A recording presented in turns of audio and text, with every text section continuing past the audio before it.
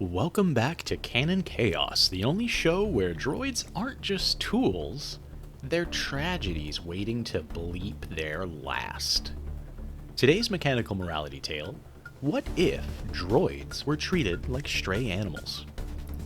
Picture this: you lose your astromech, someone finds it screaming at a fence post, and suddenly it's on a 10-day stray hold next to a power droid who's trying to mate with a wall.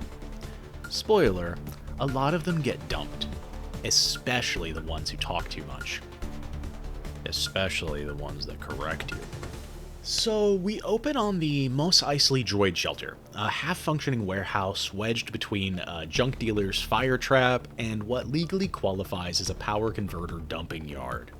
It smells like coolant, burnt wire, and the emotional fallout of 1,000 abandoned astromechs. Yeah, we got a lot of gonks. They like to roam, and no one knows what the hell they're saying. One showed up last week with a moisture sensor, half a restraining bolt, and what I swear was a ceremonial necklace made of toaster parts. The intake area is chaos. A protocol droid is already trying to unionize the others. Again.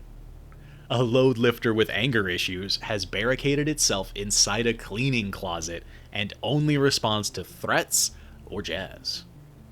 In the middle of it all, one human director with stress-induced face twitching, a Twi'lek kennel tech who's been bitten by more servo arms than she has fingers, and a Bothan receptionist / adoption counselor who hasn't been paid in 6 months but keeps showing up because, quote, if I quit, the RA7s start doing each other's intakes again, it turns into a fascist conga line.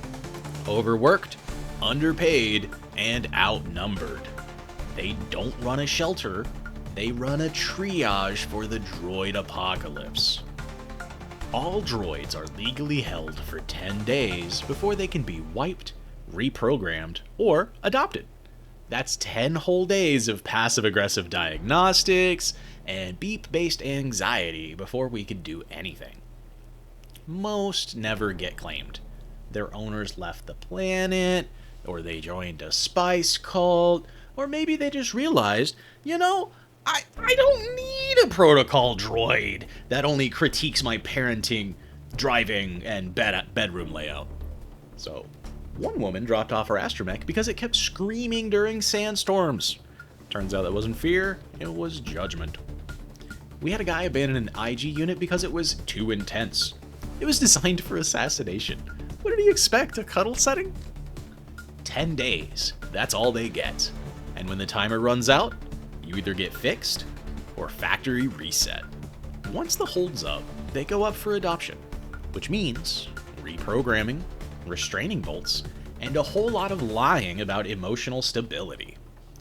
Yeah, we tell people the astromech's great with kids. What we don't tell them is it once tried to fry a Jawa with a stolen welding torch because it had the wrong energy. Families show up like it's a second-hand speeder lot. They browse, they poke, they ask if any of them can cook. One guy adopts a broken B1 unit because it saluted. Another takes home a protocol droid solely because it speaks Rhodian with a cute accent. A moisture farmer adopts a reprogrammed Gonk droid and names it Todd. Todd immediately blows a fuse. People want the fantasy of owning a droid. They don't want the maintenance, they don't want the trauma, and they definitely don't want the high-pitched screaming at 3 a.m. when it remembers the Clone Wars happened.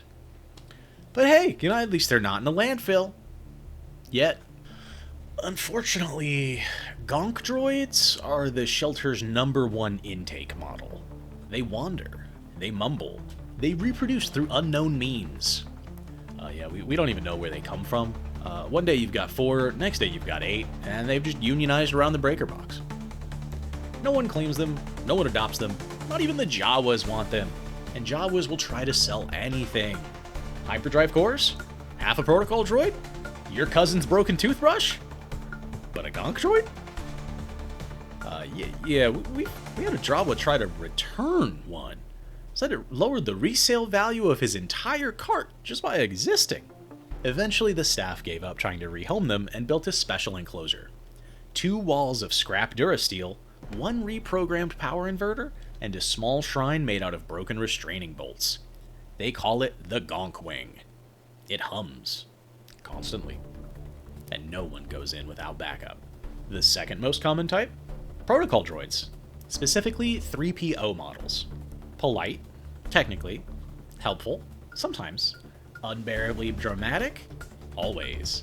They form clubs, they file complaints, they correct other droids' grammar, they start fights with astromechs over sentence structure, and then they cry. One of them staged a hunger strike. It doesn't have a stomach, but it still counted somehow. They were unbearable. The Bothan counselor tried to mediate once. Now he twitches every time someone says, fluent in over 6 million forms of communication. Last week they started chanting, "We are underappreciated in binary." The Gonk shorted out. The load lifter ran through them all. Honestly, we almost joined them. And until someone takes them home or shuts them down, they'll keep giving unsolicited opinions on everything, from the proper blue milk temperature to your divorce. The shelter gets a quarterly stipend from the Tatooine Civil Infrastructure Board, roughly enough to buy 1.5 restraining bolts and a lukewarm energy drink. Imperial support? Sure, in theory. In practice, it's mostly expired parts, shredded compliance manuals, and one clipboard with "mandatory smiling" written in Arabic. Everything else comes from donations. Scrap traders? Mechanics with a conscience? That one Ithorian who drops off oil cans like it's a religious ritual. If you've got spare motivators, we'll take them. If you've got old restraining bolts, we'll recycle them. If you've got a conscience, we're hiring. Not that we got any credits to pay you. The Twi'lek tech moonlights fixing speeder bikes just to buy coolant. The Bothan receptionist prints flyers on the back of unpaid parking tickets. And the director, I'm pretty sure she hasn't blinked in a month. Last week, someone donated 6 calf mugs and a crate of Gonk-themed stickers. We're using them as emotional support tags now. It's not helping, but donations do keep the doors open. Barely. Every week, droid control shows up. Not to help, not to check in, just to dump more droids. By law, the shelter has to take them. Doesn't matter if it's a malfunctioning astromech, a warehouse unit with abandonment issues, or an old mechanical droid screaming about malpractice. They once dropped off 8 B2s and a medical droid that thought it was a dentist. We don't even have dental here. The Gonk still won't come out of the breaker room. Droid control arrives in a beat-up land speeder, loaded down with half-conscious machines and the crushing weight of intergalactic bureaucracy. Yeah, we love the shelter staff, and we wish we had more time to help out at the shelter, but, we have to go around the entire planet for our job. There's only 4 of us for the entire planet. We hate it every time we bring in more droids, but, we can only look for so long for the owner before we have to move on to the next complaint. And then they leave, with guilt in their eyes and a whole new load of problems rolling toward the intake door. One time they apologized while dropping off an HRD unit, actively trying to gaslight the front desk. The Bothan bit it. Legally, the shelter has to accept them, but emotionally, they're running out of shelf space and sympathy. Some droids can be helped. It takes work, patience, firmware sedatives. The Twi'lek tech runs behavioral protocols in a storage closet turned behavioral therapy bay. The Bothan writes custom firmware patches by hand because the slicer droid kept adding poetry. And the director, she drinks quietly in the back office and mutters about a retirement plan that legally doesn't exist. We had one success story.